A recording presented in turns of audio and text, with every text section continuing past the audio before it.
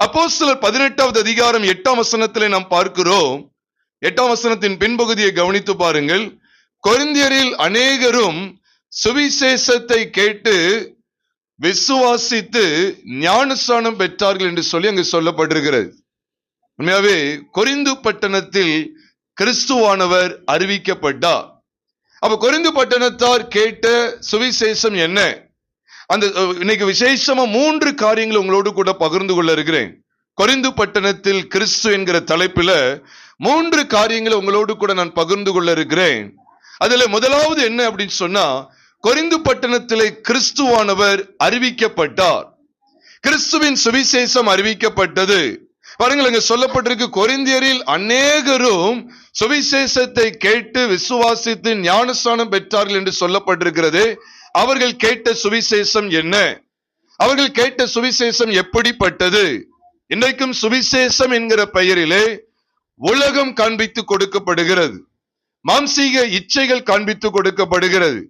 நம்முடைய மாம்சத்தையும் நம்முடைய உலகத்தையும் தூண்டக்கூடிய விதத்திலே வார்த்தைகள் பேசப்பட்டு அதுதான் கிறிஸ்துவின் சுவிசேஷம் என்று தவறாக காண்பிக்கப்பட்டு வருகிறது. பிரியமானவர்களே, கொரிந்தியர் கேட்ட சுவிசேஷம் என்ன தெரியுமா? எந்த சுவிசேஷத்தை கேட்டு விசுவாசித்து அவர்கள் ஞானஸ்நானம் பெற்றார் என்று சொன்னால், 1 கொரிந்தியரின் புஸ்தகம் 15வது அதிகாரம் 3 மற்றும் 4 ஆகிய 2 வசனங்களை பார்க்கும்போது, 1 கொரிந்தியர் 15வது அதிகாரம் 3 மற்றும் 4 ஆரம்பத்திலே கொரிந்தியர் பெற்றுக்கொண்ட சுவிசேஷத்தை மீண்டும் இவர் நினைவுபடுத்துகிறார். பவுல் நினைவுபடுத்துகிறார். அது என்ன? நான் அடைந்ததும் உங்களுக்கு பிரதானமாக ஒப்புவித்ததும் என்னவென்றால், கிறிஸ்துவானவர் வேத வாக்கியங்களின்படி நமது பாவங்களுக்காக மரித்து அடக்கம் பண்ணப்பட்டு வேத வாக்கியங்களின்படி 3ஆம் நாளில் உயிர்த்தெழுந்து தொடர்ந்து அவர் காட்சி கொடுத்ததெல்லாம் அங்கே 1 கொரிந்தியர் 15வது அதிகாரம் 3ஆம் வசனத்திலிருந்து தொடர்ந்து நாம் பார்க்க முடியும். அதை தொடர்ந்துதான் 11ஆம் வசனத்தில் சொல்லுகிறார், ஆகையால் நானாகிலும் அவர்களாகிலும் இப்படியே பிரசங்கித்து வருகிறோம். ரொம்ப முக்கியம், இப்படியே பிரசங்கித்து வருகிறோம், நீங்களும் இப்படியே விசுவாசித்து இருக்கிறீர்கள்.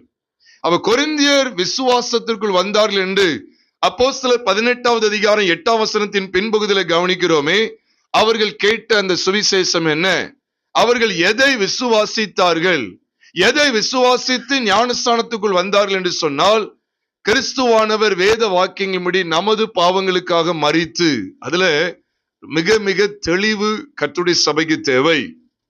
அதனால இன்னைக்கு ஒரு சுவிசேஷம் சொல்லி ஒண்ணு வருது. உங்களுடைய சிறிய கடை இயேசுவை தேடினா உங்க கடை பெரிய கடையாய் மாறிவிடும். கடைசியில அது சாக்கடையாவும் ஆகிவிடும். இன்னைக்கு சுவிசேஷங்கிற பேர்ல மனிதனை மாம்சீக இச்சைகளுக்குள்ளே தள்ளக்கூடிய கள்ள போதக பிதாக்கள் ஏராளம் ஏராளம் ஏராளம். ஆனா நானும் ஒரு காலகட்டத்தில் இப்படிதான் அறிவிச்சு வந்தேன். கிராமத்துல போனா சின்ன பெட்டி கடை வச்சிருப்பாங்க. கவலைப்படாதீங்க, இந்த இயேசுப்பா நம்பி பாருங்க, இந்த கடை ஆண்டவர் ஆசீர்வதித்து உங்களுக்கு ஒரு பெரிய கடையை தருவார் சொல்லி பிழையுள்ள வார்த்தைகளை, பிழையான சுவிசேஷம் என்கிற பெயர்ல நானும் தப்பறையான காரியங்களை செய்து வந்தேன்.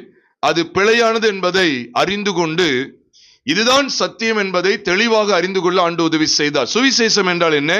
எதை பவுல் பிரதானமாய் கொரிந்தியருக்கு ஒப்புவித்தார் என்று சொன்னால், கிறிஸ்துவானவர் வேத வாக்கியங்களின்படி நமது பாவங்களுக்காக மரித்து, சும்மா அவர் மரிச்சார்னு இல்ல, வேத வாக்கியங்களின்படி என்றால் பழைய ஏற்பாட்டு காலத்திலே பழைய ஏற்பாட்டு கால தீர்க்கதரிசிகள், ஞானதரிசிக்காரர்கள், தேவனுடைய மனிதர்கள் என்று சொல்லப்படுகிற பல மனிதர்கள் மூலமாய் கிறிஸ்துவானவர் முன்னறிவிக்கப்பட்டார்.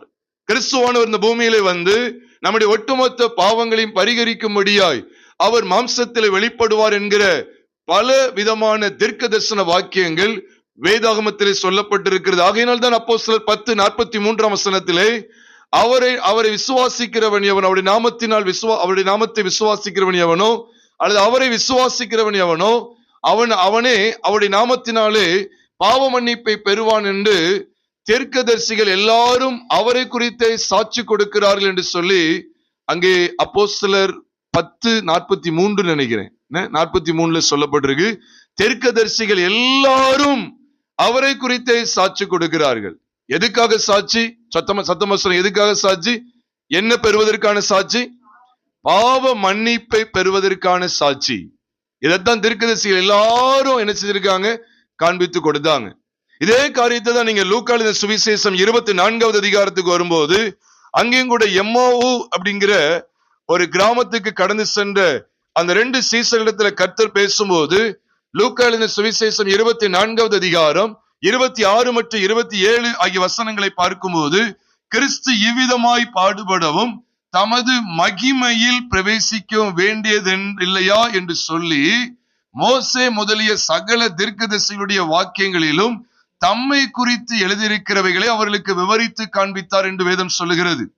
அப்ப தம்மை குறித்து எழுதியிருக்கிறவைகள் மோசே முதலிய தீர்க்கதரிசிகள் எல்லாருடைய வாக்கியங்களும் யாரை குறித்து எழுதியிருக்கிறது சொன்னா கிறிஸ்துவை குறித்து எழுதியிருக்கிறவைகள். ஆகவேதான் கிறிஸ்துவானவர் வேத வாக்கியங்களின்படி நமது பாவங்களுக்காக மரித்து அடக்கம் பண்ணப்பட்டு வேத வாக்கியங்களின்படி 3ஆம் நாள் உயிர் தெழுந்து. இதுக்கு பல திருஷ்டாந்தங்களை காண்பிக்க முடியும். யோனாவை காண்பித்து கொடுக்க முடியும். கிறிஸ்து பாடுபட்டு மரித்து அடக்கம் பண்ணப்பட்டு 3ஆம் நாள் உயிர் தெழுந்ததுக்கு அடையாளமாய் யோனா மீன் வயிற்றிலே 3 நாள் இரவும் பகலும் இருந்து அதற்கு பிற்பாடு 3 நாளுக்கு பிறகு அவன் வெளியே அவன் கக்கப்படுகிறத நாம் பார்த்து அதை தொடர்ந்து அவன் மூலமா யோனா நினிவே பட்டணத்தார் மனம் திரும்புகிற காரியத்தை நாம் பார்க்கும்போது கிறிஸ்துவானவர் பாடுபட்டு அவர் மரித்து அடக்கம் பண்ணப்பட்டு 3ஆம் நாள் உயிரோடு எழுந்து அநேகரை தம் பக்கமாய் சேர்த்து கொள்வார் என்பதற்கு அடையாளமாய் யோனாவை நாம் திட சாட்சியாக திருஷ்டாந்தமாக பார்க்க முடியும். நோவாவையும் அவனுடைய வீட்டாரையும் நோவா மூலமா தேவன் ஏற்படுத்தின பேழையையும் பார்க்க முடியும். இனிமா இஸ்ரவேல் ஜனங்கள் வனாந்தரத்திலே 40 வருஷம் அளவு வழிநடத்தப்பட்ட காரியங்களிலே அவர்கள் கண்டடைந்த மகா மேன்மையான அனுபவங்களிலே கிறிஸ்துவானவருடைய பாடுகள், மரணம், அடக்கமற்று உயிர்த்தெழுதலை பற்றிய வெளியேறப்பட்ட சத்தியங்கள் புதைக்கப்பட்டிருக்கிறது, புதைந்து காணப்படுகிறது. கர்த்தருடைய ஆவியானவர் அதை வெட்ட வெளிச்சமாய் வெளிப்படுத்தி இருக்கிறார் தமது பரிசுத்த அப்போஸ்தலர்கள் தீர்க்கதரிசிகள் மூலமாக. ஆக பிரியமானவர்களே, கொரிந்தியர் கண்டடைந்த சுவிசேஷம் என்ன? இன்னைக்கு 3 காரியங்களை தான் பகிர்ந்து கொள்ள இருக்கிறேன். கொரிந்து பட்டணத்தில் கிறிஸ்து என்கிற தலைப்பிலே அதுல முதலாவது கொரிந்தி பட்டணத்தார் கண்டடைந்த வெளிச்சம் என்ன? கொரிந்து பட்டணத்துக்குள்ளே அறிவிக்கப்பட்ட கிறிஸ்துவானவர் எவ்விதமாய் வெளிப்படுத்தப்பட்டார் என்று சொன்னால் நமது பாவங்களுக்காக அவர் கல்வாரி சிலுவையிலே மரித்தார். எவ்வளவு மகா மேன்மை பாருங்க. அந்த காலத்துல பாவம் செய்தவர்கள் கர்த்தருடைய பரிசுத்த ஆலயத்துக்குள்ள போகவே முடியாது. அதனால ஆண்டவர் அது ஒரு அடையாளமாவே காண்பிக்கிறார். அவர் சிலுவையில மரித்தார் பாருங்க. அங்க தேவாலயத்துடைய திரைச்சலை மேல் தொடங்கி கீழ் வரைக்கும் 2ஆக கிழிந்தது என்று சொல்லி மத்திய எழுதின சுவிசேஷம் 27வது அதிகாரம் 50 மற்றும் 51 ஆகிய 2 வசனங்களிலே நீங்கள் நான் வாசிக்க முடியும். அப்போ அவர் மகா சத்தமிட்டு தமது ஆவியை, தமது ஜீவனை விட்டார். அப்பொழுது தேவாலயத்தின் திரைச்சலை மேல் தொடங்கி கீழ் வரைக்கும் 2ஆக என்ன செய்ததாம்? கிழிந்தது என்று பார்க்கும். அதோட அர்த்தம் என்ன தெரியுமா? இப்பொழுது பாவிகள் யாருமே உள்ள போக முடியாது. பரிசுத்தவானே, ஒரு மிகப்பெரிய பரிசுத்தவான் பிரதான ஆசாரியனே வருஷத்துக்கு ஒரு தடவை தான் என்ன செய்ய முடியும்? உள்ளே போயிட்டு வர முடியும். ஒரு தடவை தான், ஒரு நாள் இல்ல, ஒரே ஒரு முறை மட்டும் தான் போயிட்டு வர முடியும். அப்படிப்பட்ட மகா பரிசுத்த ஸ்தலம் யாவருக்கும் தெரிய வந்திருக்கிறது, யாவருக்கும் வெளிப்படுத்தப்பட்டிருக்கிறது என்பதை குமாரனுடைய மரணத்தின் மூலமாய் நீங்களும் நானும் அறிந்து கொள்ளுகிறோம். அந்த மகா பரிசுத்த ஸ்தலத்துக்கு பங்குள்ளவர்களாய் காணப்படுகிறோம். ஏதோ இந்த பூமியில் இருக்கிற கூடாரம் என்று நினைத்து கொள்ள வேண்டாம். அதை குறித்து எபிரேயர் 9வது அதிகாரம் 24ஆம் வசனத்துல சொல்லும் போது அவர் கையினால் செய்யப்பட்ட சிருஷ்டி சம்பந்தமான கூடாரத்தின் வழியாக அல்ல, இப்பொழுது நமக்காக பரலோகத்தில்தானே பிரத்யட்சமாகும்படி பிரவேசித்திருக்கிறார் என்று சொல்லி அந்த திரையை காண்பித்து கொடுக்கிறார். நல்லா ஞாபகம் வச்சுக்கங்க. அப்ப என்ன அர்த்தம்னா, பாவிகள் கட்டாயமா தேவனுடைய ராஜ்யத்துக்கு என்ன செய்ய முடியாது, போக முடியாது. ஆனா குமாரனுடைய மரணத்தின் மூலமா அந்த திரை என்ன செய்யணும்னா கிழிக்கப்பட்டது. அந்த திரை தான் குமாரனுடைய மாம்சம், இயேசு கிறிஸ்துவின் மாம்சம். அதைத்தான் எபிரேயர் 10வது அதிகாரம் 19ஆம் வசனத்தில் சொல்லுகிறார். சகோதரரே, நாம் பரிசுத்த ஸ்தலத்தில் பிரவேசிப்பதற்கு இயேசுவானவர் தமது மாம்சமாகிய திரையின் வழியாய் புதிதும் ஜீவனுமான மார்க்கத்தை நமக்கு உண்டு பண்ணினபடியால் என்று எழுதுகிறார். அப்போ இயேசுவானவர் தமது மாம்சமாகிய திரையின் வழியாகத்தான் நமக்கு புதிதும் ஜீவனுமான மார்க்கம், நித்திய ஜீவனை இந்த பூமியிலே பெற்று அனுபவிக்க முடியும், மறுமையிலையும் அனுபவிக்க முடியும் என்கிற மிகப்பெரிய ஸ்லாக்கியத்தை தேவன் தமது குமாரனுடைய மரணத்தின் மூலமாக உங்களுக்கும் எனக்கும் ஏற்படுத்தினார். எவ்வளவு மாபெரும் ஸ்லாக்கியம் பாருங்க. அப்ப யாருமே என்னது, நாம் நரகத்திற்கு பாத்திரவன்ல காணப்பட முடியாது. நரகத்திற்கு பாத்திரவன்ல காணப்பட முடியுமா? குமாரனாகிய இயேசு கிறிஸ்துவின் மரணத்தை பற்றுகிற விசுவாசத்துக்குள் வருகிற எந்த மனுஷனும் எந்த மனுஷியும் நிச்சயமாகவே நித்திய ஜீவனுக்கு உட்பட்டிருக்கிறார்கள். எந்த சந்தேகமும் கிடையாது. ஆக கொரிந்தியர் எப்படிப்பட்ட விசுவாசத்துக்குள்ள வந்தாங்க பாருங்க. கிறிஸ்துவானவர் நமது பாவங்களுக்காக மரித்து, வேத வாக்கியன்படி நமது பாவங்களுக்காக மரித்து அடக்கம் பண்ணப்பட்டு வேத வாக்கியன்படி 3ஆம் நாளில் உயிர் தெழுந்து, என்ன சுவிசேஷம் அவர்களுக்கு அறிவிக்கப்பட்டது? பிரியமானவர்களே, நம்முடைய ஒட்டுமொத்த பாவங்களையும் அவர் சுமந்து தீர்த்தார் என்கிற வெளிச்சம் மட்டுமல்ல, நம்மை பாழாக்கக்கூடிய ஒட்டுமொத்த பாவத்தன்மை கொண்ட ஜென்ம சுபாவத்துக்குரிய சாயலை கொண்டிருக்கிற பழைய மனுஷனாகிய அந்த மாம்சீக ஆதாமை சிலுவையிலே அவர் சிதைத்து விட்டார். அந்த விலையேறப்பட்ட சத்தியத்தை கொரிந்தியர் கேட்டு, ஏன்னா அவருடைய மரணத்தில் ஒட்டுமொத்த பாவங்களும் நிவர்த்தியாக்கப்படுகிறது. எல்லா பாவங்களும் நிவர்த்தியாக்கப்படுகிறது. கர்த்தருடைய பரிசுத்த நாமத்துக்கு மகிமை கனம் உண்டாவதாக. இவ்விதமாய் பாருங்கள், ஆதாமை ஆண்டவர் சிலுவைக்கு கொண்டு போனார். இந்த சுவிசேஷத்தை கேட்டு அவர்கள் ஞானஸ்தானம் பெற்றார்கள். ஞானஸ்தானம் நமக்கு தெரியும், அவரோடு கூட அடக்கம் பண்ணப்பட்டு அவரோடு கூட எழுந்தோம் என்கிற சத்தியத்தை நமக்கு காண்பிக்கிறது. அப்போ கொரிந்து பட்டணத்திலே கிறிஸ்துவானவர் இவ்விதமாய் வெளிப்படுத்தப்பட்டார். ஆனா காலப்போக்கில் அவர்களுக்கு சம்பவித்தது என்ன அப்படி சொன்னா, இந்த சத்தியத்திலே அவர்கள் உறுதியாக நிலை நிற்காமல் தடுமாறினார்கள். நான் இரண்டாவது உங்களோடு பகிர்ந்து கொள்ற காரியம் இதுதான். முதலாவது, கொரிந்து பட்டணத்தில் கிறிஸ்து என்கிற அந்த கருப்பொருளிலே, அந்த தலைப்பிலே கிறிஸ்துவின் சுவிசேஷம் அந்த பட்டணத்திற்குள் வந்தது என்று நாம் பார்க்கிறோம். இரண்டாவது, அவர்களுக்குள்ளே கிறிஸ்து எவ்விதமாய் வெளிப்பட வேண்டியது இருந்தது தெரியுமா? அஸ்திபாரமாக வெளிப்பட வேண்டியது இருந்தது. ஏன் அப்படின்னு கேட்டா, அவர்கள் வேறொரு அஸ்திபாரத்தை தேடும்படிக்கு அவர்கள் பிரயாசப்பட்டார்கள். நன்றாக கவனியுங்கள். முதல்ல சுவிசேஷங்கிறது அவர்களுக்குள்ளே அறிவிக்கப்பட்டது. அதை ஏற்றுக்கொண்டு அவர்கள் ரட்சிக்கப்பட்டு அவர்கள் ஞானஸ்தானமும் பெற்று விட்டார்கள். நன்றாக கவனிங்க. ஞானஸ்தானமும் பெற்ற ஜனங்கள் தடுமாற ஏது உண்டா, வாய்ப்பு உண்டான்னு கேட்டா நிச்சயமா உண்டு. அதனாலதான் ஆண்டு நம்முடைய வாழ்க்கையை ஸ்திரப்படுத்துகிறதற்காக இந்த வார்த்தைகளை கொண்டு தேவன் நம்மோடு கூட இடைபடுகிறார். கொரிந்து பட்டணத்தில் கிறிஸ்து என்கிற இந்த தலைப்புல நாம் இரண்டாவது காரியமா எதை பார்க்கும் தெரியுமா? அஸ்திபாரமாக கிறிஸ்து வெளிப்பட்டார். முதல்ல வேத வாக்கியின்படி சுவிசேஷ வாக்கியமாய் வெளிப்பட்டவர், சுவிசேஷமாக வெளிப்பட்டவர் இப்பொழுது அஸ்திபாரமாக வெளிப்பட வேண்டிய அவசியம் வருகிறது. இப்பொழுது அஸ்திபாரமாக காண்பித்துக் கொடுக்கிறார். 1 கொரிந்தியரின் புஸ்தகம் 3ஆவது அதிகாரம் 11ஆவது வசனத்திலே நாம் பார்க்கிறோம், போடப்பட்டிருக்கிற அஸ்திபாரமாகிய இயேசு கிறிஸ்துவை அல்லாமல் வேறு அஸ்திபாரத்தை போட ஒருவனாலும் கூட. ஏன் ஒருவனாலும் கூட சொன்னார் தெரியுமா? எதுக்காக இந்த வார்த்தைகளை சொன்னார் அப்படின்னு சொன்னா, அதற்கு முன்பாக இந்த ஜனங்கள் படிப்படியாக கொஞ்சம் சொல்லுவாங்க, step by step or little by little or gradually, கொஞ்சமா அவர்கள் எங்க போறாங்க அப்படின்னா, தேவனை விட்டு வழி விலக ஆரம்பித்தார்கள், பின்வாங்கி போனார்கள். அதனாலதான் அப்போஸ்தலனாகிய பவுல் மூலமாய் அவர்கள் கடிந்து கொள்ளப்பட்டார்கள். 1 கொரிந்தியர் 3ஆவது அதிகாரம் 2ஆம் வசனத்திலே நாம் பார்க்கிறோம், நீங்கள் பலன் இல்லாதவர்களானதால் உங்களுக்கு போஜனம் கொடாமல் பாலை குடிக்க கொடுத்தேன், இன்னமும் நீங்கள் மாம்சத்திற்குரியவர்களாய் இருக்கிறபடியால் இப்பொழுதும் உங்களுக்கு பலன் இல்லை. பொறாமையும் வாக்குவாதமும் பேதகங்களும் உங்களுக்குள் இருக்கிறபடியால் நீங்கள் மாம்சத்துக்குரியவர்களாய் இருந்து மனுஷ மார்க்கமாய் நடக்கிறீர்கள் அல்லவா. என்ன நடந்துச்சு அப்படின்னு கேட்டா, அதுக்கு அடுத்து சொல்றார், பவுலை சேர்ந்தவன்னு சொல்லி சில சொல்றாங்க, அப்போலோவை சேர்ந்தவன்னு சொல்றதுனாலதான் அவங்க மாம்சத்துக்குரியவங்களா இருந்தாங்க. கொரிந்து சபைக்கு என்ன பிரச்சனை அப்படின்னு கேட்டா, நமக்கு முதல் அதிகாரத்திலே தெரியும்.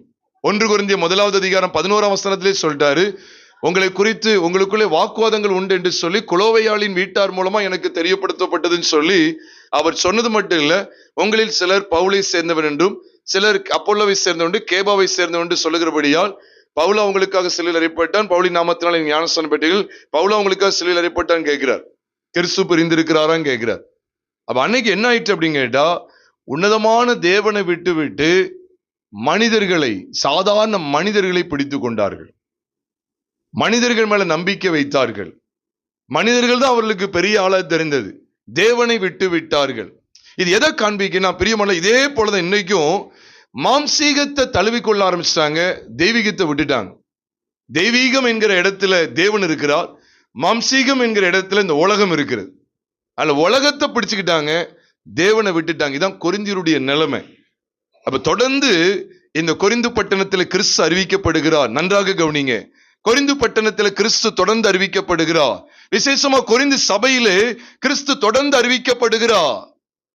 ஏதோ ரட்சிக்கப்பட்டதோடு ஆண்டவர் நின்று விடுவதில்லை. நல்ல ஞாபகம், பின்வாங்கி போறவர்களையும் ஆண்டவர் ஸ்திரப்படுத்த போதுமானவர் என்பதைத்தான் இங்கே 1 கொரிந்தியர் 3வது அதிகாரம் நமக்கு திட்டவட்டமா காண்பிக்கும். முதல் அதிகாரம் அதுதான் காண்பிக்கும்.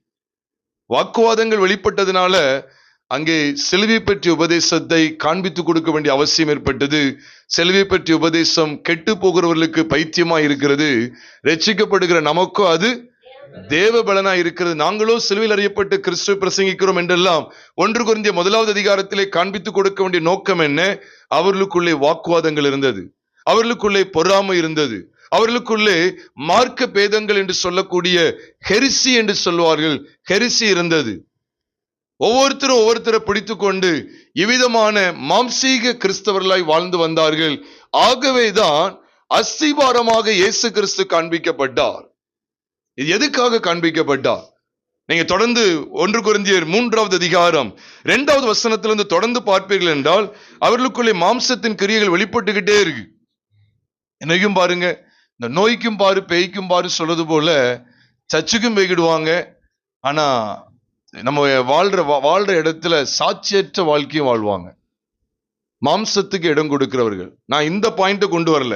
நான் பவுலை சேர்ந்தவன், அப்போலை சேர்ந்தவன், அதே போல இன்னைக்கு ஊழியக்காரன் அவங்கள சேர்ந்தவன், இவங்களை சேர்ந்தவன், அது மட்டும் இல்ல, உண்மையான தெய்வத்தை விட்டுட்டாங்க. அங்க என்ன பிரச்சனை அப்படின்னா, அவங்க இவங்கன்னு சொல்லி மாம்சீகமான தற்காலிகமான மனுஷன்,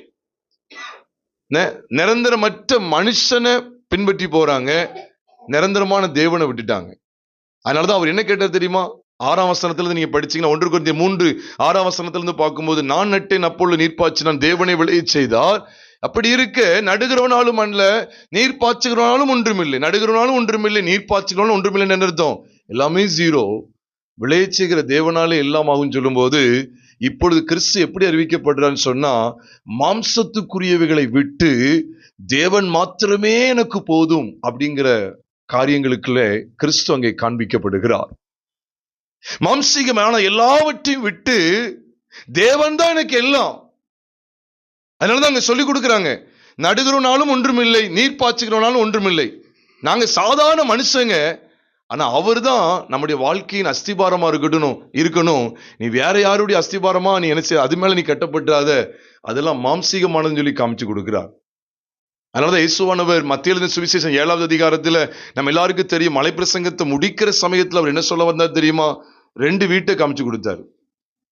ஒன்னு குடிசை வீடு, ஒன்னு கார வீடு, கட்டட வீடா இல்ல. ஒரு வீடு என்னது? மணல் மேல கட்டுற வீடு, இன்னொரு வீடு கண்மலையின் மேல கட்டுற வீடு. மணல் அப்படின்னாலே மாம்சீகத்தை குறிக்கும். ஏன்னா அவன் மண்ணுல இருந்து வந்தனால மண்ணுக்கே திரும்புவான். அதெல்லாம் அந்த உலகத்துக்குரியது, மாம்சத்துக்குரியது, உலகத்துக்குரியது, மாம்சத்துக்குரியது. எல்லாம் பாருங்க, உலகத்துக்குரியது மாம்சத்துக்குரியதும் பாருங்க, கம்ப்ளீட்டா மண்ணினாலதான் வந்துடும். இந்த மண்ணை வச்சு எல்லாமே செய்வாங்க.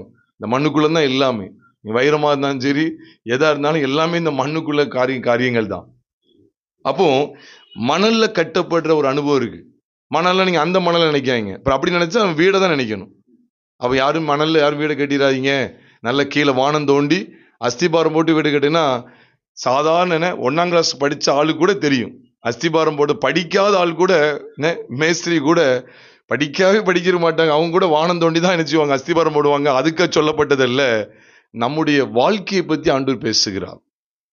அப்படிப்பட்ட மனுஷனுக்கு நான் ஒப்பிடுவேன் சொல்றார். அப்ப என்ன அர்த்தம் அப்படின்னு நான் கவனிக்க வேண்டியது இருக்கு.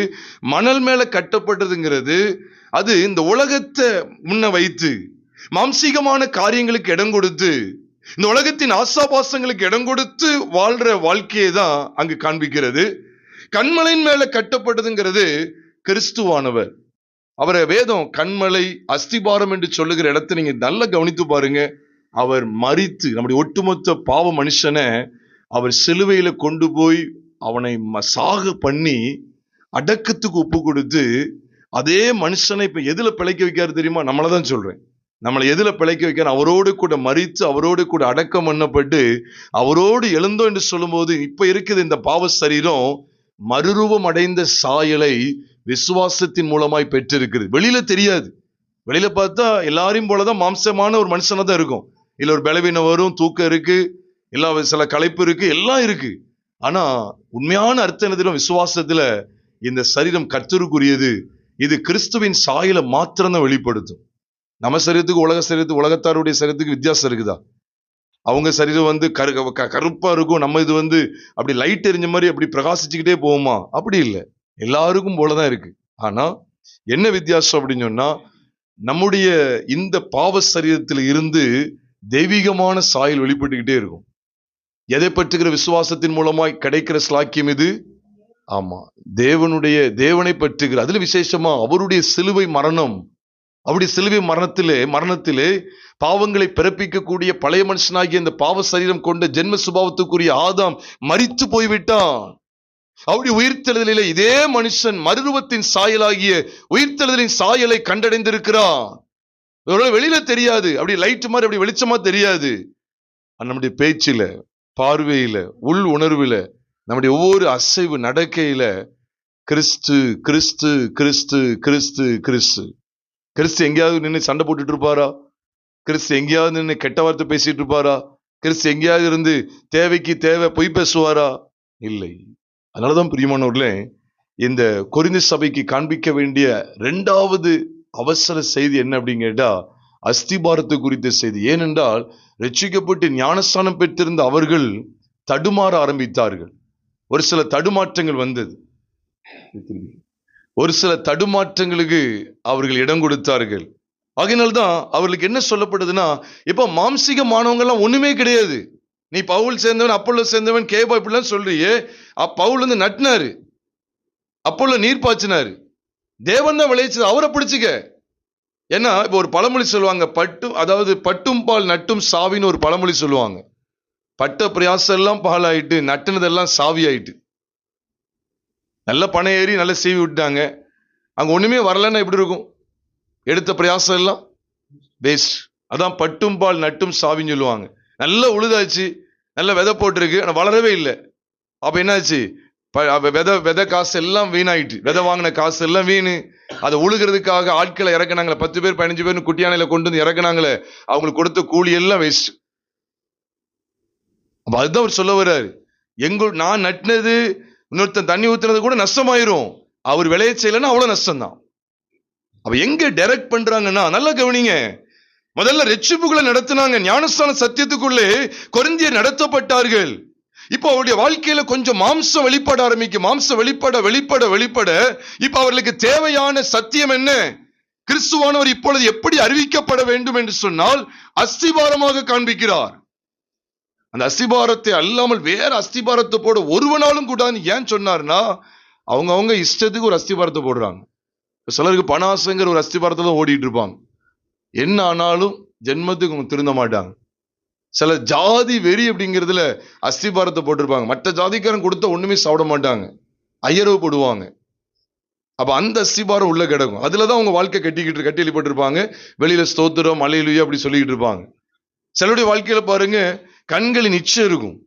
அப்படிப்பட்ட ஒரு அஸ்திபாரம் தான் அவங்களுடைய வாழ்க்கையில, அதுலதான் அவங்க வாழ்க்கை தொடர்ந்து நடந்துகிட்டு இருக்கும். அதான் அது மேல கட்டப்படுற அனுபவம். தொடர்ந்து பார்த்து அப்படிப்பட்ட இழிவான இச்சைகள்ல தான் கிடப்பாங்க, அப்படிப்பட்ட அருவறுப்புகள்ல கிடப்பாங்க, கடந்துகிட்டே வாழ்வாங்க. அந்த அஸ்திபாரத்துல தான் கட்டப்பட்டுட்டே இருப்பாங்க. அதனாலதான் இவர் எதுக்கு நேரம் நடத்துறாருன்னா, தேவனே விளைய செய்தார், விளைய செய்கிற தேவனாலே எல்லாம் ஆகும்.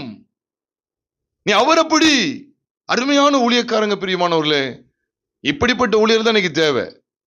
நீ சொந்த லாப சுயநலத்துக்காக எப்படியாவது ஒரு 10-20 குடும்பங்களை ரெடி பண்ணிட்டோம்னா, அவங்கள்ட்ட தசம்பாகம் மாசம் வாங்கி எப்படியாவது ஆட்டையை கழிக்கிறது போல இந்த உலகத்துல என்ன செய்யலாம்? நல்ல பணம் காசு சம்பாதிச்சு தங்களுடைய சுய லாபத்துக்காக இன்னைக்கு விசுவாசிகளை கெடுத்து கொண்டிருக்கிற கள்ள போதகர்கள் ஏராளம். பிரியமானவர்களே, ஜாக்கிரதையா இருங்க. ஒரு ஊழியக்காரன் பணம் சொல்லி பேசிட்டான் அப்படின்னா அவன் தேவனிடத்திலிருந்து வந்த ஊழியக்காரன் அல்ல.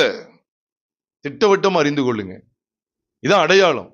பணம் கொடுங்க, நீங்க கொடுக்கலன்னா நான் எப்படி வாழ்றது? பிச்சை எடுக்கணும். நீ வீடு வீடா போய் காணிக்கைங்கிற பேர்ல நீ அட்டுழியம் செய்து கொண்டு இருக்கிற.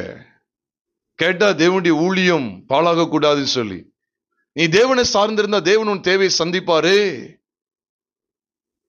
மனுஷனை சார்ந்து பாருங்க, இதுலேதான் அவங்களுடைய அஸ்திபாரத்தை போட்டிருப்பாங்க. இப்ப நல்ல அருமையான ஒரு ஊழியர் பாருங்க, இவங்க என்ன செஞ்சாங்கன்னா தேவனுக்கு நேரா திருப்பினாங்க.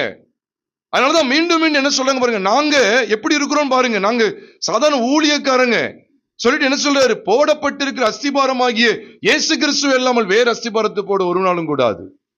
ஏன் அஸ்திபாரம் சொல்றாருன்னா, அஸ்திபாரம் போடுற இடத்துல நீங்க பாருங்க, கிறிஸ்துவனுடைய மரணம் மற்றும் உயிர்த்தெழுதலின் சாயல் பிரசங்கிக்கப்படும்.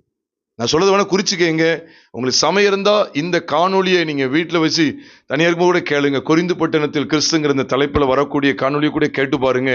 பிரியமானவர்களே, ஏசாயா 28வது அதிகாரம் 16ஆம் வசனத்தை பார்த்தீங்கன்னா அங்க சொல்றாரு, ஆதலால் கர்த்தராகிய ஆண்டவர் உரைக்கிறதாவது, இதோ திட அஸ்திபாரம் உள்ள அது இதோ ஒரு மூலைக்கல்லை சீயோனிலே வைக்கிறேன். அதை குறித்து சொல்லுகிறார், அது பரிசிக்கப்பட்டதும் வெளியேற பெற்றதும் திட அஸ்திபாரம் உள்ளதுமான மூளைக்கல்லாய் இருக்கும், விசுவாசிக்கிறவன் பதறான். மனுஷரால புறக்கணிக்கப்பட்டவர் தான் மூளைக்கு தலைக்கல்லானார். இதைத்தான் நம்ம சங்கீதத்துல தாவீதுக்கு வெளிப்பாடு கிடைக்கும், ஏசாயாவுக்கு வெளிப்பாடு கிடைக்கிறது மட்டும் இல்ல, தாவீதுக்கு வெளிப்பாடு கிடைக்கும். 118ஆம் சங்கீதம் 22ஆம் வசனத்துல பாக்குறோம், வீடு கட்டுகிறவர்களால் ஆகாதென்று தள்ளப்பட்ட கல்லு மூளைக்கு தலைக்கல்லாயிட்டு. அஸ்திபாரத்துக்கு ஏற்ற ஒரு கல் வந்துட்டு பாத்தீங்களா? இதுலதான் எல்லாம் கட்டி எழுப்பப்படும். அப்ப எப்படி வீடு கட்டுகள் ஆகாதென்று தள்ளப்பட்ட கல். அப்ப கிறிஸ்து இந்த பூமிக்கு வரும்போது மூளைக்கெல்லாம் வரல, நல்லா கவனிக்கணும், தலைக்கெல்லாம் கிடையாது. அவர் ஆகாதவென்று தள்ளப்பட்டார் பாத்தீங்களா? தேவன் அவரை மரித்தோரிலிருந்து எழுப்பி மூளைக்கு என்னக்கெல்லாம் மாத்திட்டாரு? தலைக்கெல்லாம் மாத்திட்டார். அதான் தலை. கிறிஸ்து சரீரமாகிய சபைக்கு, சபையாகிய சரீரத்துக்கு எப்படிப்பட்டவர்? தலையாய் இருக்கிறார், தலையானவர் என்று சொல்லி கொலோசியர் 1:18 வாசிக்கிறோம். இது அவங்களுக்கு கிடைச்ச வெளிப்பாடு மட்டும் இல்ல, ஏசாயாவுக்கு கிடைத்த வெளிப்பாடு, சங்கீதக்காரனாகிய தாவீதுக்கு கிடைத்த வெளிப்பாடு, அதை தொடர்ந்து பேதுருக்கு கிடைச்ச வெளிப்பாட்டை நீங்க பார்ப்பீர்கள் என்றால் 1 பேதுருவின் புஸ்தகம் 2வது அதிகாரம் 4ஆம் வசனத்திலிருந்து தொடர்ந்து சொல்றாரு. அதுல விசேஷமாக 6, 7 ஆகிய வசனங்களை பாத்தீங்கன்னா, இதோ சீயோனிலே மூளைக்கல்லை வைக்கிறேன்னு சொல்லி அதே கான்செப்ட் தான் கொண்டு வர்றாரு. பாத்தீங்களா?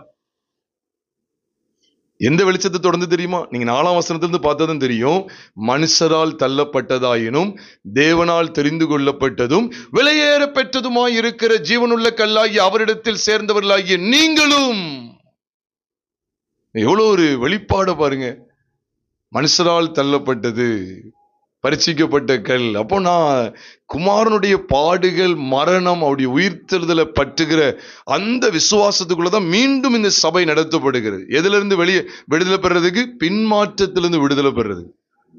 முதல்ல இயல்பா அவங்க கண்கள் திறக்கப்பட்டு அவர்கள் ரட்சிப்பை காண்பதற்கும், கிறிஸ்துவின் மரணம், அடக்கமற்று உயிர்த்தெழுதலை பற்றுகிற அருமையான சத்தியங்கள் கொரிந்து பட்டணத்திலே உபதேசிக்கப்பட்டது, அறிவிக்கப்பட்டது என்று சொல்லி நீங்கள் நான் வேதத்திலே பார்த்தோம். 1 கொரிந்தியர் புஸ்தகம் 15வது அதிகாரம் 3 மற்றும் 4 அதை தொடர்ந்துள்ள வசனங்களின் அடிப்படையில் அறிந்து கொண்டோம். ரட்சிக்கப்பட்ட ஜனங்கள் தான் தடுமாறினார்கள். தடுமாறி எங்க விழுறாங்க பாத்தீங்களா? வீழ்ச்சி அடைகிறதுக்கு ஏதுவா வர்றாங்க. விழுந்தவர்களை கர்த்தரால் தூக்கி நிறுத்த முடியும். எந்த சத்தியத்தை கொண்டு தெரியுமா? அவருடைய மரணம், அவருடைய உயிர்த்தெழுதலை பற்றுகிற அந்த விசுவாசத்தை கொண்டு. நான் ஒரு புதுசா ஒரு கதையை சொல்ல, பைபிள்ல இருக்கிறது சொல்றேன். அப்ப அவர் தான் அஸ்திபாரமாய் விளங்கினார். அப்ப அஸ்திபாரம் சொல்லப்படுற இடத்துல எல்லாம் பாருங்க, கிறிஸ்துவானவர் மரித்து 3ஆம் நாள் எழும்பினது காண்பிக்கப்படும். ஏன்னா நீங்க பவுலுக்கும் வெளிப்பாட பாருங்க, பேதுருக்கு மட்டும் இல்ல பாருங்க. ஏசாயாவுக்கு கிடைச்ச வெளிப்பாடு அப்படித்தானே? ஏசாயாவுக்கு கிடைச்ச வெளிப்பாடு, சகரியாவுக்கு கிடைச்ச வெளிப்பாடு இருக்கு. சகரியா புஸ்தகத்திலே இருக்கு, அவர் கல்லுன்னு சொல்லி சொல்லப்பட்டிருக்கு. சகரியா 4வது அதிகாரம் 7ஆம் வசனத்தை பாத்தீங்கன்னா அங்க எல்லாரும் இந்த 6ஆம் வசனத்தை பார்க்காங்க. என்ன பார்க்காங்க? 6ஆம் வசனத்தை தான் சொல்றேன். சகரியா 4:6 அடிக்கடி பார்ப்பாங்க. என்ன சொல்லுவாங்க? பலத்தினாலும் அல்ல, பராக்கிரமத்தினாலும் அல்ல, என்னுடைய ஆவியினாலே ஆகும் என்று சொல்றாங்க. அந்த ஆவிங்கிறது எதுலதான் வெளிப்படும் கேட்டா, எங்க ஆவி ஆவி ஆவின்னு சொல்லி பரிசுத்த ஆவியினர் குறித்த ஒரு தெளிவு இல்ல. அதுக்கு அடுத்து சொல்லப்பட்டிருக்கு, அவன் எந்த கல்லை கொண்டு வருவானா? தலைக்கல்லை கொண்டு வருவான், அதற்கு கிருபை உண்டாவதாக, கிருபை உண்டாவதாக என்று ஆர்ப்பரிப்பார்கள். தலைக்கல்லை கொண்டு வருவான். அப்ப இந்த தலைக்கல்லை கொண்டு வருவான் சொல்லும்போது கிறிஸ்துவின் உயிர்த்தெழுதலின் சாயல் வருகிறது, கர்த்தருடைய சபைக்கு கொடுக்கப்படுகிறது. அதனாலதான் சொல்லப்படுகிறது, பெரிய பர்வதமே நீ எம்மாத்திரம், செருபாபேலுக்கு முன்பாக சமபூமி ஆவாய். அது தொடர்ந்து என்ன சொல்லப்படுது? தலைக்கல்லை அவன் கொண்டு வருவான். நீங்க ஆரோட நின்றாதீங்க, அப்புறம் ஆத்துல அடிச்சுட்டு போயிடும். 7க்கு வாங்க, ஒரு பூரணத்துக்குள்ள வாங்க. தொடர்ந்து சொல்றேன், அந்த வசனங்கள்ல இருக்கு.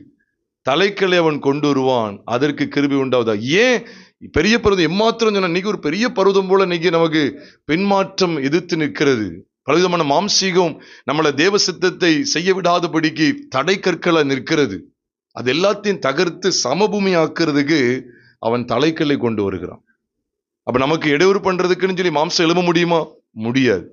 அப்ப ஏசாவுக்கு வெளிப்படுத்தப்பட்ட வெளிப்பாடு, சகரியாவுக்கு வெளிப்படுத்தப்பட்ட வெளிப்பாடு, சங்கீதக்காரனாய் தாவீதுக்கு வெளிப்படுத்தப்பட்ட வெளிப்பாடு, அது மட்டும் இல்ல பேதுருக்கு கிடைத்த வெளிப்பாடு, அப்போஸ்தலனாகிய பவுலுக்கு கிடைத்த வெளிப்பாடு, எல்லாம் இந்த கல்லை குறித்து பேசுகிறார்கள். தானியேலுக்கு கிடைத்த வெளிப்பாடையும் பாருங்க. அந்த ராஜ்யங்கள்லாம் நிக்கவே முடியாது. நம்மளையும் மோசம் போக்கக்கூடிய இந்த உலகத்தின் ராஜ்யங்கள், இந்த உலகத்தினுடைய ஆசாபாசங்கள், மாம்சத்தின் இச்சைகள் எதுவுமே அந்த கல்லுக்கு முன்னால் நிற்க முடியாது. தானியேலுக்கு கிடைத்த வெளிப்பாடு, இவ்விதமாய் அவரை குறித்த வெளிப்பாடு காணப்பட்டுக்கிட்டே இருக்கு. 1 சாமுவேல் புஸ்தகத்தை எடுத்துக்கொண்டா 1 சாமுவேல் 7வது அதிகாரம் 12ஆம் வசனத்துல ஒரு கல் என்று சொல்லப்பட்டிருக்கிறது. அந்த கல் கர்த்தராகிய இயேசு கிறிஸ்துவை குறிக்கும். அதற்கு தான் எபனேசர் என்று பெயரிட்டானாம். இம்மட்டும் கர்த்தர் உதவி செய்தார் என்று அதற்கு எபனேசர் என்று சொல்லி பெயரிட்டான் என்று வாசிக்கிறோம். கொரிந்து பட்டணத்திலே கிறிஸ்து. ஆகவே முதலாவது சுவிசேஷம் அறிவிக்கப்படுகிறது. கொரிந்து பட்டணத்திலே கிறிஸ்து வெளிப்படுத்தப்படுகிறார். சுவிசேஷத்தின் மூலமாய் வெளிப்படுத்தப்படுகிறார். அந்த சுவிசேஷம் நம்முடைய பாடு, மரணம், அவருடைய உயிர்த்தெழுதலை பற்றியது. 2வது, தடுமாறிக்கொண்டிருந்த இந்த கொரிந்து பட்டணத்தார், தடுமாறிக்கொண்டிருந்த இந்த கொரிந்து சபையார் ஸ்திரப்படுத்தப்படுவதற்கு, அவர்களை மீண்டும் ஸ்திரப்படுத்தி அவர்களை கட்டி எழுப்புவதற்கு, அவருடைய பின்மாற்றமான நிலைமையிலிருந்து அவர்கள் விடுவிக்கப்படுவதற்கு அவர்களுக்கு கிறிஸ்து இவ்விதமாய் அறிவிக்கப்படுகிறார். அஸ்திபாரம். அதுலயும் என்ன சத்தியம் தான் இருக்கு? அவருடைய பாடு, மரணம், உயிர்த்தெழுதலை பற்றிய சத்தியங்கள் காண்பிக்கப்படுகிறது தெள்ள தெளிவாக. கொரிந்து பட்டணத்தில் கிறிஸ்து என்கிற இந்த தலைப்புல 3வது காரியத்தை நான் கர்த்தர் சித்தமானால் அடுத்த முறை உங்களோடு கூட நான் பகிர்ந்து கொள்ளுகிறேன். அடுத்த ஆராதனை உங்களோடு கூட நான் பகிர்ந்து கொள்ளுகிறேன். கொரிந்து பட்டணத்திலே கிறிஸ்துவானவரை நாம் இன்னும் அதிகமாய் ஆழமாய் அறிந்து கொள்ள போகிறோம். பிரியமானவர், இன்னைக்கு நாம் கேட்ட இந்த 2 காரியங்களை நமக்கு முன்பாக நிறுத்தினவாறு, ஆண்டவரே, உண்மையாகவே ஆண்டவரே, இந்த கொரிந்து பட்டணத்தில் கிறிஸ்துவானவர் எவ்விதமாய் வெளிப்படுத்தப்பட்டார், அதே போல என் வாழ்க்கையில வெளிப்படுத்தப்பட்டிருக்கிறேன். என்னை ரட்சித்த தேவன், அதே சமயம் ரட்சிக்கப்பட்டு ஞானஸ்நானம் பெற்றுக்கொண்ட ஜனங்கள் கூட அவ்வப்போது மாம்சத்துக்கு இடம் கொடுத்து அல்லது உலகத்துக்கு இடம் கொடுத்து தடுமாறுகிறார்கள். இப்ப அவர்களுடைய ஜீவியத்தையும் ஸ்திரப்படுத்துவதற்கு தேவன் அஸ்திபாரமாய் அவர் மாத்திரம்தான் இருக்கிறார் என்று காண்பித்துக் கொடுக்கிறார். இது அப்போஸ்தலனாகிய பவுலுக்கு கொரிந்து சபைக்கு மட்டும் இல்ல, எபேசு சபைக்கு சொல்லும் போது அவருக்கு வெளிப்பாடு கிடைத்தது. எபேசியர் 2வது அதிகாரம் 20வது வசனத்திலே, அப்போஸ்தலர் தீர்க்கதரிசிகள் என்பவர்களுடைய அஸ்திபாரத்தின் மேல் கட்டப்பட்டு வருகிறீர்கள், அதற்கு இயேசு கிறிஸ்து தாமே மூளைக்கல்லா இருக்கிறாராம். உடனே அப்போஸ்தலர் தீர்க்கதரிசிகள் அஸ்திபாரம் என்று நினைத்துக் கொள்ளாதிருங்கள். உண்மையான அர்த்தம் என்னன்னா, இந்த மூளைக்கல்லாகிய கிறிஸ்துவுக்கு மேலதான் அவங்க இருக்கிறாங்களே ஒழிய அவர்கள் தான் அடித்தளம் என்று சொல்லி அல்ல. அதனால அப்போஸ்தலர் தீர்க்கதரிசிகளுடைய அஸ்திபாரத்தின் மேல் கட்டப்பட்டு வருகிறீர்கள், அதற்கு இயேசு கிறிஸ்து தாமே மூளைக்கல்லா இருக்கிறார் என்பதாய் எபேசியர் 2வது அதிகாரம் 20ஆம் வசனத்துல வாசிக்கிறோமே. நாம் இருக்க இடத்திலே நாம் கண்களை மூடி கர்த்தரை நோக்கி பார்ப்போமா? ஆண்டவர் நமக்கு தந்த இந்த விளையாடப்பட்ட சத்தியங்களை நினைத்து பார்த்தவர்களாய், ஆண்டவரே, கொரிந்து பட்டணத்தில் கிறிஸ்து என்று இன்றைக்கு நாங்கள் பார்த்தறிய தேவன் எங்களுக்கு கொடுத்த கிருபைக்காய் ஸ்தோத்திரம். ஆண்டவரே, பரலோகத்தின் தேவனே, உண்மையான இந்த சுவிசேஷம், சுத்த சுவிசேஷம், கிறிஸ்துவின் சுவிசேஷம் அறிவிக்கப்பட்டு ஜனங்கள் ரட்சிக்கப்பட்டு விசுவாசத்துக்குள் வந்து ஞானஸ்நானமும் பெற்றுக் கொண்டார்கள். நாங்கள் இதை கண்டோம். ஆனால் ஒரு காலகட்டத்திலே கொஞ்சம் கொஞ்சமாய் மாம்சம் அவர்களுக்குள்ளே இடம்பெற்று ஒரு குறிப்பிட்ட இடத்திலே நாங்கள் வேதத்திலே பார்க்கிறோமே, கொரிந்தியரில் அநேகரும் சுவிசேஷத்தை கேட்டு விசுவாசித்து ஞானஸ்நானம் பெற்றால் என்று பார்க்கிறோமே. அவ்வளவு மகா பெரிய மேன்மையை பெற்றிருந்த ஜனங்கள் தடுமாறுகிற ஒரு சூழல் வரும்போதும் அங்கே இந்த அஸ்திபாரத்தை தாண்டி வேற அஸ்திபாரத்தை போடக்கூடாது. பவுல் அஸ்திபாரமா போடக்கூடாது, அப்போல்லோ அஸ்திபாரமா போடக்கூடாது, அவங்கள போட்டேன் இவங்கள போட்டேன் அல்லது மாம்சீகமான காரியங்களை வைத்தேன் என்று சொல்லக்கூடாது. கிறிஸ்து மாத்திரமே அந்த அஸ்திபாரம் என்று சொல்லி ஒருவேளை அப்போஸ்தலர் தீர்க்கதரிசிக்கு அஸ்திபாரமாக எபேசியர்ல காண்பித்து கொடுக்கப்பட்டாலும் அவர்களல்ல முதன்மையானவர்கள். மூளைக்கல்லாய் வைக்கப்பட்ட, தலைக்கல்லாய் வைக்கப்பட்ட கிறிஸ்துவானவரே. அங்கேயும் நாங்கள் பார்க்கும்போது எபேசியர் 2வது அதிகாரம் 14, 15, 16, 17, 18, 19 என்று பார்க்கும்போது கிறிஸ்துவனுடைய பாடு, மரணம், அடக்கம், உயிர்த்தெழுதல், அதை தொடர்ந்து நீர் மூளைக்கல்லாய் வைக்கப்பட்டிருக்கிற அற்புதமான காட்சியை நாங்கள் பார்க்க நேரிடுகிறது. ஆண்டவரே, பரலோகத்தின் தேவனே, தடுமாற்றமுள்ள சபைக்கு பெண் மாற்றத்துக்கு இடம் கொடுக்கிற, அவ்வப்போது மாம்சத்துக்கு இடம் கொடுத்து மாம்சத்தின்படியான பேச்சு, மாம்சத்தின்படியான நடக்க என்று சொல்லி மாம்சத்துக்கு இடம் கொடுக்கிற சகோதர சகோதரிகளை நீர் ஸ்திரப்படுத்துவதற்கு, பெண் மாற்றத்திலிருந்து விடுதலை தருவதற்கு மூளைக்கல்லாய், அஸ்திபாரமாய் நீர் மாத்திரம்தான் இருக்கிறீர், வேற அஸ்திபாரத்தை போட ஒருவனாலும் கூடாது என்று சொல்லி நீர் மாத்திரமே, இந்த சத்தியங்கள் மாத்திரமே ஒரு மனிதனை பின்மாற்றத்திலிருந்து விடுவிக்கும் என்பதை திருஷ்டாந்தமாய் எங்களுக்கு காண்பித்துக் கொடுக்கிற உம்முடைய வார்த்தைகளுக்காய் ஸ்தோத்திரம் செலுத்துகிறோம். நாங்கள் தொடர்ந்து ஆண்டவரே இப்படிப்பட்ட வெளிச்சத்திலே நாங்கள் உம்மை கண்டு உமக்குள்ளாக களிகூர்ந்து மகிழ கர்த்தர் எங்களுக்கு உதவி செய்யுங்க. வந்திருக்கிற யாவரையும் கர்த்தர் ஆசீர்வதிங்க, வழி நடத்துங்க. அதிக பிரயாசத்தோடு இந்த கனமான ஊழியத்திற்காக ஆண்டவரே அதிகமாய் பிரயாசப்படுகிற அருமையான சாரண சமாவுக்காக நாங்கள் ஜெபிக்கிறோம். அவருடைய இல்லத்தை திறந்து தந்து ஆண்டவரே இந்த கனமான ஊழியம் நடைபெறுவதற்கு ஆண்டவரே அவர்களும் எடுக்கிற முயற்சிக்காக, பிரயாசத்துக்காக, கற்றுக் கொடுத்த ஒத்தாசைக்காக நாங்கள் கர்த்தரை ஸ்தோத்திரிக்கிறோம். இதற்கு ஏற்ற பிரதிபலனை அவர்களுக்கு, அவர்கள் குடும்பத்தார் யாவருக்கும் கர்த்தர் கட்டளையிடுங்க. தாழ்த்துகிறோம், ஒப்பு கொடுக்கிறோம். எங்கள் கர்த்தராகிய இயேசு கிறிஸ்துவின் நாமத்தில் ஜெபிக்கிறோம் நல்ல பிதாவே, ஆமென்.